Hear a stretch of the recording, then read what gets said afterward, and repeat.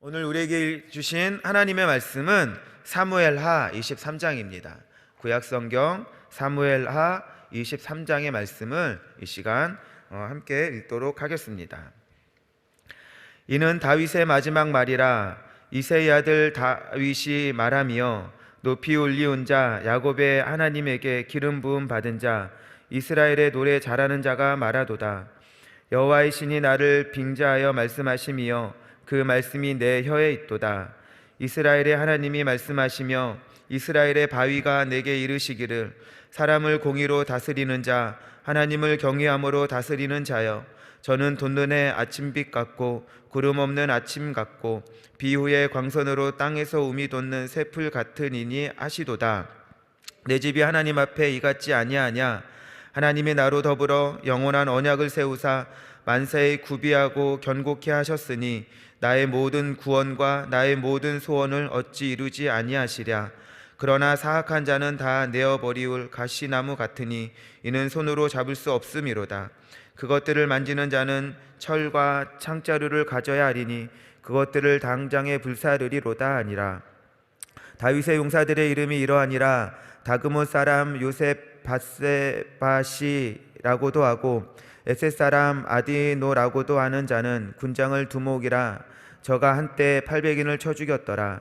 그 다음은 아우아 사람 도대의 아들 엘르아살이니 다윗과 함께한 세 용사 중에 하나라. 블레셋 사람이 싸우려고 모임에 이스라엘 사람들이 물러간지라. 세 용사가 싸움을 도두고 저가 나가서 손이 피곤하여 칼이 붙기까지 블레셋 사람을 치니라. 그날에 여호와께서 크게 이기게 하셨으므로 백성들은 돌아와서 저의 뒤를 따라가며 노력할 뿐이었더라. 그 다음은 하랄 사람 이게의 아들 삼마라. 블레셋 사람이 떼를 지어 녹두나무가 가득한 밭에 모임에 백성들은 블레셋 사람 앞에서 도망하되 저는 그 밭 가운데 서서 막아 블레셋 사람을 친지라. 여호와께서 큰 구원을 이루시니라. 또 30두몽 세 사람이 곡식 뺄 때 아둘람굴에 이르러 다윗에게 나아갔는데 때에 블레셋 사람의 떼가 르바임 골짜기에 진쳤더라. 그때 다윗은 산성에 있고 블레셋 사람은 영체는 베들레헴에 있는지라. 다윗이 사모하여 가르되 베들레헴 성문 곁 우물물을 누가 나로 마시게 할까 하매 세 용사가 블레셋 사람들의 군도를 충돌하고 지나가서 베들레헴 성문 곁 우물물을 길어가지고 다윗에게서 왔으나 다윗이 마시기를 기뻐하지 아니하고 그 물을 여호와께 불어 드리며 가로되 여호와께서 내가 결단코 이런 일을 하지 아니하리이다. 이는 생명을 돌아보지 아니하고 갔던 사람들의 피니이다 하고 마시기를 즐겨 아니하니라. 세 용사가 이런 일을 행하였더라. 또 수르야의 아들 요압의 아우 아비세니 저는 그 30인의 두목이라. 저가 창을 들어 300인을 죽이고 그 3인 중에 이름을 얻었으니 저는 3인 중에 가장 존귀한 자가 아니냐. 저가 저희의 두목이 되었으나 그러나 첫 3인에게는 미치지 못하였더라. 또 갑셀의 용사의 손자 여호야다의 아들 브나야니 저는 효용한 일을 행한 자라. 일찍이 모라 마리엘의 아들들 둘을 죽였고 또 눈 올 때 함정에 내려가서 한 사자를 죽였으며 또 장대한 애굽 사람을 죽였는데 그 손에 창이 있어도 저가 막대기를 가지고 내려가서 그 애굽 사람의 손에서 창을 빼앗아 그 창으로 죽였더라. 여호야다의 아들 브나야가 이런 일을 행하였으므로 세 용사 중에 이름을 얻었고 30인보다 존귀하나 그러나 첫 3인에게는 미치지 못하였더라. 다윗이 저를 세워 시위대 장관을 삼았더라. 요압의 아우 아사엘은 30인 중에 하나요. 또 베들레헴 도도의 아들 엘하난과 하룻 사람과 사뭇과 하룻 사람 엘리가와 발디 사람 헬레스와 드고아 사람 이게스의 아들 이라와 아나돗 사람 아비에셀과 후사 사람 무분네와 아우아 사람 살몬과 느도바 사람 마아레와 느도바 사람 바하나와 아들 헬렙과 벤자민 자손에 속한 기브아 사람 리베의 아들 이때와 바리돈 사람 브나야와 가하스 시내가에 사는 히때와 아르바 사람 아비알본과 바르움 사람 이스마엘과 사알본 사람 엘리아바와 야센의 아들 요나단과 하렐 사람 삼마와 아랄 사람 아사렐의 아들 아이암과 마아가 사람의 손자 아하스베의 아들 엘리베셋의 길롯 사람 아이도벨의 아들 엘리암과 갈멜 사람 헤스레와 아람 사람 바하레와 소바 나단의 아들 이갈과 갓 사람 바니와 암무 사람 셀렉과 수르야의 아들 요압의 병기 잡은 자 부에롯 사람 나하레와 이델 사람 이라와 이델 사람 가렙과 헷 사람 무리아라. 이상 도합이 37인이었더라. 아멘. 의아의 목도 읽도록 하겠습니다. 충성된 일꾼, 저는 돋는 해 아침빛 같고 구름 없는 아침 같고 비후의 광선으로 땅에서 우미 돋는 새풀 같으니라 하시도다. 사무엘하 23장 4절 말씀. 본장은 다윗의 마지막 말로써 미래에 되어질 메시아 왕국을 노래하며 자신과 함께했던 용사들에 대하여 열거한다. 먼저 하나님의 권위에 대해 증거하며 의로운 왕으로 새롭게 도래하게 될 새 나라에 대하여 노래한다. 또한 악을 행하는 자에게 임할 하나님의 심판에 대하여 노래한다. 그리고 다윗의 용사 가운데서 가장 뛰어난 사면을 소개하고 있다. 이들은 자신의 힘과 능력을 오직 하나님의 영광을 위해서 사용한 자로서 그들로 말미암아 이스라엘은 대적의 손에서 건짐을 받게 되었고 주변의 이방 족속들을 정복할 수 있었다. 이어서 두 번째로 뛰어난 용사 3인이 소개된다. 이들은 블레셋과의 싸움 당시에 블레셋의 진영이었던 예루살렘에 들어가 목숨을 걸고 물을 떠옴으로 다윗의 갈증을 해소해 주었던 자였다. 계속해서 다윗이 이스라엘의 왕으로 즉위할 당시에 구성된 30인의 용사가 소개된다. 30인의 용사는 이스라엘의 각 지파와 이스라엘이 정복한 이방 족속에게도 선발되어 구성되었다. 다윗은 어느 민족이건 그들의 능력에 맞게 이스라엘을 위하여 봉사할 기회를 주었던 것이다. 본장에 나오는 30인의 용사는 비록 명장은 아니었지만 하나님께서는 이들을 사용하여 다윗 왕궁을 굳게 세우셨다. 이들의 공통점은 다윗 왕에 대한 한결같이 충성을 했다는 점이다. 오늘날 성도 역시도 출신 성분과 성격, 외모, 직업 등이 각기 다르며 각자에게 주어진 은사도 다르다. 그러나 우리는 다윗의 용사처럼 왕 대신 그리스도를 위하여 한 마음으로 충성을 해야 하며 하나님의 영광을 위하여 하나가 되어야 한다. 아멘. 네. 제가 신학교 때 어느 교수님이 하셨던 이야기가 항상 충성하면은 이렇게 제 마음 가운데 떠오르게 되어집니다. 그 교수님이 저에게 그러니까 교수들이 학생들에게 이런 질문을 하였습니다. 여러분, 충성과 아부는 행동이 비슷합니다. 그런데 근본적으로 차이가 있습니다. 그런데 그 근본적인 차이를, 충성과 아부를 구분하게 하는 그 차이점은 무엇일까요? 라고 이렇게 우리에게 질문을 했습니다. 그 질문의 답은 무엇이냐면은 아부를 끝까지 하면 충성이고 아부를 중간에 멈추면 그냥 아부다라고 얘기했습니다. 교수님이 말한 요지는 그겁니다. 끝까지 해야 된다라는 것이죠. 그러면서 뭐라고 말씀하셨냐면은 여러분들이 지금 주의 종으로 이 자리에 앉아 있지만 충성하겠다고 이 자리에 앉아 있지만 하나님에게 충성한다는 것은 어렵고 힘들어도 포기하지 않고 끝까지 자기가 맡겨진 일들에 대해 사역을 주의 종으로 감당하고 남아있게 되어지면 그것이 바로 하나님에게 충성이다라고 말씀했습니다. 여러분, 충성이라는 것은 이거 어떻게 생각하시나요? 여러분들이 이 말에 동의하는지 동의하지 않는지 저는 잘 모르겠습니다만 한번 충성은 하나님께서 맡겨주신 일을 끝까지 감당하는 것이다 라는 이 말을 한번 곰곰이 생각해 보면 좋을 것 같습니다. 여러분들 요한계시록에 우리가 잘 아는 말씀, 충성에 대한 말씀이 나옵니다. 죽도록 충성하라. 그리하면 내가 생명의 면류관을 내게 주리라. 죽도록 충성하라. 그리하면 생명의 면류관을 내게 주리라. 여러분, 이 말씀 우리가 너무나 잘 알고 있는데 바로 그 앞부분에 어떠한 말씀이 있는지 여러분들 기억하시나요?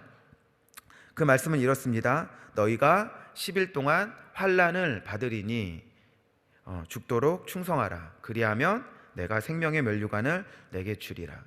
너희가 환난을 받을 때 충성하라라는 것이죠. 어떻게? 죽도록. 좀 어렵나요? 여러분, 평안할 때, 할 수 있을 때 충성하라는 명령이 아니라 환난이 있어서, 또한 삶이 막혀서, 어려움이 있어서 충성하기 어려울 때 죽도록 충성하면 하나님께서 생명의 면류관을 주시겠다라고 이렇게 약속하신 것입니다. 여러분, 아직 한 해의 시작에 서 있는 저와 여러분들, 하나님에게 필사각오로 끝까지 충성하자는 그 마음의 결단을 다시 하게 되시기를 이 시간 소망합니다. 요즘처럼 바쁘고 힘들고 시험이 많아 죽도록 충성하기 힘든 이 시기에 포기하지 말고 필사각오로 끝까지 충성하게 되면 하나님께서 우리에게 생명의 면류관, 영광의 면류관을 허락하여 주실 것입니다. 여러분, 또한 충성이라는 단어는 보통 위계 질서가 있는 곳에서 사용하는 단어죠. 이것이 극명하게 드러나는 곳이 바로 군대입니다.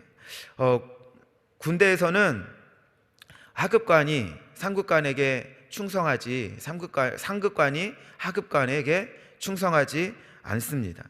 근데 요즘은 평등과 자율이 많이 강조되는 사회여서 군대에서조차도 충성하라고 하면 거부감이 들고 반감을 갖게 되어지죠.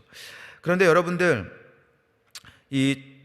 우리가 이렇게 충성하라고 하면 요즘 세상에서 좀 그렇죠. 내가 왜 충성해야 되지? 내가 당신에게, 내가 이 사회에게, 내 직장에서, 교회에서 왜 충성해야 되지? 라고 그렇게 말을 하지만 여러분들, 충성스러운 사람을 보면은 어떤가요? 믿음이 가고 신뢰가 가고 정말 그 사람에게 뭔가 맡겨도 될 만하다라는 마음을 들게 되어질 것입니다. 그러니까 여러분들, 끝까지 충성하는 것이 많은 이유들로 충성하는 것이 어렵다 뿐이지, 충성하는 것은 계급을 나누는 것, 계급을 나누어서 나쁜 것이 아니라 우리 인간 사회에도 그렇고 하나님 나라에도 그렇고 없어서는 안 되는 꼭 필요한 덕목인 것입니다. 그래서 성령의 9가지 열매에도 충성의 열매가 있습니다. 이렇게 되죠. 사랑, 희락, 화평, 오래 참음, 자비, 양성, 그 다음에 뭐죠? 충성, 온유, 절제. 여러분들, 그래서 이 충성이라는 것은 정말 이 사회에서도 충성은 필요한 것이고 무엇보다도 하나님의 나라, 이 교회에서도 충성은 너무나 필요한 것입니다. 그래서 다윗은 하나님에게 충성했습니다. 다윗의 군사들은 다윗은 하나님에게 충성을 하고 다윗의 용사들은 다윗에게 충성하였습니다. 이런 수직 관계가 세워지게 되어졌죠. 우리가 여기서 생각해 보아야 될 건 무엇이냐면은, 그러면 이 다윗의 용사들은 하나님에게 충성하지 않았을까? 아닙니다. 아마 이 다윗의 용사들은 처음에는 이 하나님에게는 충성하지 않았을 수도 있어요. 그런데 이 다윗의 용사들은 다윗을 보면서 이 다윗이 보이지 않는 하나님에게 신실하게 충성하는 그 모습들을 보고, 다윗이 하나님에게 충성하는 그 모습을 보게 되어지니까 이 다윗의 용사들은 하나님에게 충성하는 모습을 보고 배우게 되어졌다라는 것입니다. 여러분들, 그러니까 이것이 얼마나, 내가 충성하는 것이 얼마나 중요하냐면은, 나 하나 충성해서 하나님 앞에 귀한 상급 받는 거, 그걸로 끝나는 것이 아니라 내가 보호하고 내가 지키고 내가 다스려야 될 사람들에게 내가 하나님 앞에 충성하는 모습을 보여주면 그들도 하나님을 충성하는 모습을 보고 닮게 된다라는 것입니다. 이것이 바로 하나님께서 우리에게 보여주신 질서가 되어지고, 이것이 신앙 안에서의 참된 본이 되어진다라는 것입니다. 그렇기 때문에 여러분, 어떻게 해야 될까요? 우리는 성령 충만해야 되는 것입니다. 성령 충만하게 되어지면 충성의 그 열매가 맺어지게 되어지는 것이고, 그 성령의 충만한 모습 가운데, 성령 충만한 모습 가운데 그 충성의 모습이 우리의 삶 가운데 본으로 보여진다라는 것입니다. 그래서 성경은 충성된 사람은 또 다른 사람들을 가르칠 수 있다라고 이야기하는 것입니다. 여러분, 그러면은 충성은 기본적으로 누구에게 하는 것일까? 당연히 나를 다스리는 사람에게 하는 것입니다. 그러면 여러분을 다스리는 사람은 누구입니까? 더 쉬운 말로, 여러분 누구의 말을 들을 때 마음이 편하고 마음이 움직이게 되나요? 누구에게 어떠한 말을 들을 때 마음이 움직이게 되는 것입니까? 내가 누군가에게 충성한다는 것은 그를 신뢰하기 때문인 것입니다. 전쟁터에서 상관을 믿지 못한다면 돌격 앞으로 했을 때 죽음을 무릅쓰고 돌격 앞으로 할 수 없다는 것입니다. 여러분, 본문 3절의 말씀에 보면 이런 말씀이 있습니다. 이스라엘의 하나님이 말씀하시며 이스라엘의 바위가 내게 이르시기를, 사람을 공의로 다스리는 자, 하나님을 경외함으로 다스리는 자여. 이 말씀 한번 곰곰이 보시기를 바랍니다. 다윗은 이스라엘과 함께 하시는 하나님을 바위라고 표현했어요. 왜 하나님을 다 바위라고 표현을 했을까? 여러분, 바위는 항상 그곳에 있습니다. 항상 그곳에 있을 뿐만 아니라 이 바위는 그 바위의 그 모습은 항상 변하지 않는다라는 것이죠. 그렇기 때문에 이 바위는 변하지 않고 항상 그곳에 있기 때문에 신뢰할 수 있고, 또한 안전한 피난처라는 그런 모습을 갖고 있는 것입니다. 여러분, 제가 누군가의 초상화를 그려서 매일매일 사람들에게 보여줘야 된다라고 생각해 보십시오. 그런데 이 사람이 모습이 매일 변해요. 그러면 한 번, 두 번, 세 번은 그냥 열심히 그 사람을 정확하게 그려서 다른 사람들에게 이 사람은 이렇게 생겼습니다라고 보여줄 것이에요. 그런데 매일 변한다고 생각하면은 마음 가운데 어떤 마음이 드냐면은, 이 사람 또 내일도 변하겠지. 그러면 어떻게 해야 되느냐? 이 사람을 정확하게 그리기보다는 대충 그립니다. 왜냐? 내일 또 변하기 때문에. 대충 그려서 이 사람 오늘의 모습은 이렇습니다 보여줬어요. 계속 이런 모습들이 반복되어지면 어떤 모습이 되냐면은, 이 사람이 매일매일 모습이 변하는데 이 사람의 모습은, 진짜 모습은 무엇일까? 의문이 되게 되어지고, 진짜 모습을 알지 못하면 이 사람에 대해서 신뢰할 수 없다라는 것입니다. 그런데 하나님은 바위 되신다라는 건 무엇이냐면은, 하나님은 항상 거기 계시기 때문에 우리가 언제든지 하나님을 찾으면 그곳에 가면 어김없이 만날 수 있다라는 것이고, 하나님은 항상 변하지 않기 때문에 그냥 우리의 하나님이 항상 변하지 않겠다는 그 뜻의 그 의미에는, 하나님이 행하시는 그 뜻은 항상 일정하시고 동일하시기 때문에 우리가 그 하나님을 믿을 수 있다라는 것입니다. 여러분, 하나님을 믿을 수 있다라는 것은 우리가 하나님 앞에 충성할 수 있는 가치가 있다라는 것이죠. 이 말씀을 요한계시록에서는 아까 말씀처럼 이렇게 이야기하는 것입니다. 죽도록 충성하라. 그리하면 생명의 면류관을 내게 주리라. 하나님은 변하지 아니하시고 어김없이 우리에게 다가오시는 분이시기 때문에 우리가 하나님 앞에 죽도록 충성할 수 있고, 또한 하나님의 생명의 면류관을 기대할 수 있는 것이죠. 이 말씀을 마태복음에서는 이렇게 말씀합니다. 자기의 목숨을 얻는 자는 잃을 것이요, 나를 위하여, 하나님을 위하여 자기 목숨을 잃는 자는 얻으리라. 하나님을 믿을 수 있는 분이 되어지기 때문에 우리가 충성하여 내 목숨을 하나님께 바칠 수 있는 것입니다. 그동안 다윗이 경험한 하나님은 바위와 같이 믿을 수 있는 듬직한 하나님이었다면, 반대로 하나님은 다윗에게 어떠한 평가를 내리고 있을까요? 사람을 공의로 다스리는 자, 하나님을 경외하는 마음으로 다스리는 자. 다윗은 이스라엘 백성들을 다스렸는데 공의로 다스렸다라고 이야기했고, 하나님을 경외하는 마음으로 다스렸다라고 이야기했습니다. 공의와 하나님을 경외하는 마음은 같은 거다라는 것이죠.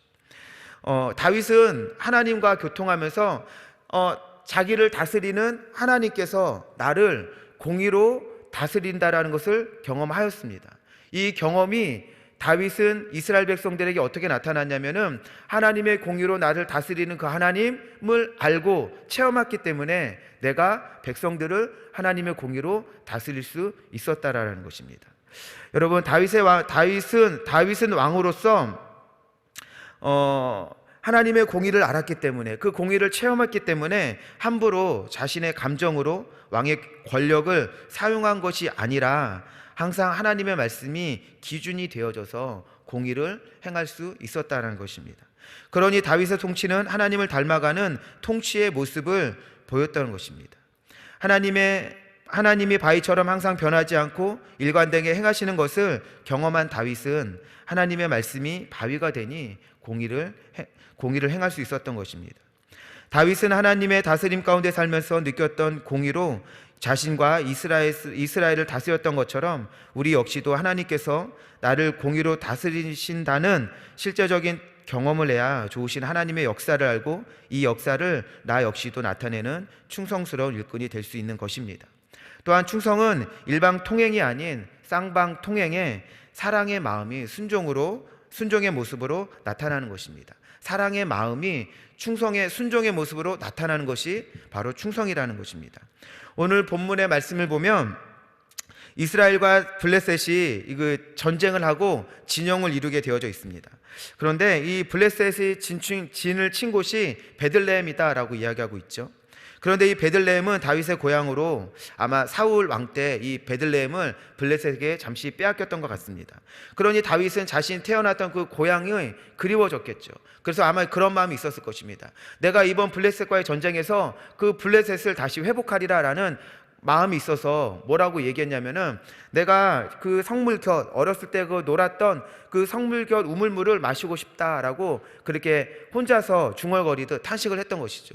다윗이 이렇게 얘기했던 것은 너희들 중에 누가 그 성물 우물을 떠오라는 것이 아니라 내가 이번 전쟁에서 반드시 이겨서 차지하고 싶었다라는 것입니다.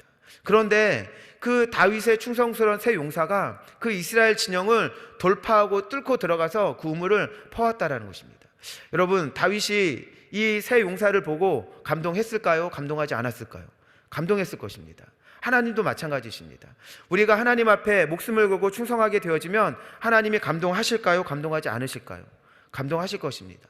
저와 여러분들이 하나님 앞에 충성되어져서 하나님을 감동시킬 수 있는 자 되어지시기를 이 시간 소망합니다. 하나님은 우리에게 이렇게 말씀하십니다. 내가 누구를 보내며 누가 우리를 위하여 갈고. 하나님이 그렇게 탄식하고 계실 때 시대니 내가 여기 있습니다, 나를 보내소서라고 고백할 수 있는 저와 여러분 생각 되시기를 바랍니다. 하나님의 충성된 일꾼 되시기를 소망합니다. 생각해 보시기 바랄게요. 다윗의 용사들은 다윗이 가라고 한 것 아니에요. 그냥 그 마음을 품고 있는데 갔습니다. 그런데 여러분들, 하나님은 우리에게 가라고 하시고 우리에게 충성의 자리를 맡겨주셨는데, 다윗의 용사, 다윗보다 하나님은 더 믿을 만한 사람 아닙니까? 그런데 우리가 그렇다라고 하면 우리는 당연히 하나님 앞에 이 다윗의 용사들보다도 더 충성할 수 있어야 한다라는 것입니다. 그런 믿음의 자리에 서게 되시기를 소망합니다. 네. 여러분들, 이 다윗이 이 용사들이 가져온 이 물을 상식적으로 보면은 마셨어야 돼요. 그런데 이 물을 땅에 쏟아 부었습니다. 쏟아 부었다라는 것은 무엇이냐면은, 이 다윗은 이것을 내가 마시지 아니하고 하나님에게 드렸다는 것입니다. 왜냐하면 다윗은 왕이었지만 전쟁에서 이들의 병사들의 생명을 다 지킬 수 없습니다. 그런데 하나님은 생명의 주관자가 되시기 때문에 이 충성스러운 이 용사들의 생명을 지킬 수 있는 분은 하나님이었기 때문에 이 생명과 같은 이 물을 하나님께 부어드린 것입니다. 여러분들, 세상에서 땅에 쏟는다라는 것은 허무하게 없어지는 것으로 보여지지만, 여러분들, 우리가 하나님 앞에 충성하는 것은 허무하게 없어지는 것이 아니라 하나님이 기억하시고 하나님이 다 받으시는 하나님에게 영광이 되어지는 귀한 우리의 행위가 되어짐을 여러분들 기억하시길 바랍니다. 그러니까 지금 이 시간 하나님 앞에 충성하게 되어질 때, 하나님 앞에 내가 끝까지 하나님이 원하시는 자리에 남아있고 그 자리에서 끝까지 충성함을 통하여서 우리가 하나님 앞에 귀하게 기억되어지고 하늘나라에서 영원한 상급을 받는 저와 여러분 되어지시기 이 시간 소망합니다. 기도하도록 하겠습니다. 하나님 아버지, 감사합니다. 우리가 하나님 은혜로 서기 원합니다. 하나님, 끝까지 하나님 맡겨주신 일들을 감당하여 하나님 앞에 충성된 자라 인정함을 받는 우리 한 사람 한 사람 될 수 있도록 역사하여 주시옵소서. 아버지, 이 시간 아파하고 또한 아버지 침상에 누워있는 영혼들이 있습니다. 하나님, 건강하게 치료하여 주시옵소서. 하나님, 그 몸이 깨끗함을 입고 강건함을 입어 아버지 그 육체가 다시 하나님의 충성의 자리에 나와 아버지 끝까지 충성하며 하나님께 영광 돌릴 수 있는 은혜의 자리를 허락하여 주시옵소서. 감사드리며 예수님의 이름으로 기도합니다. 아멘.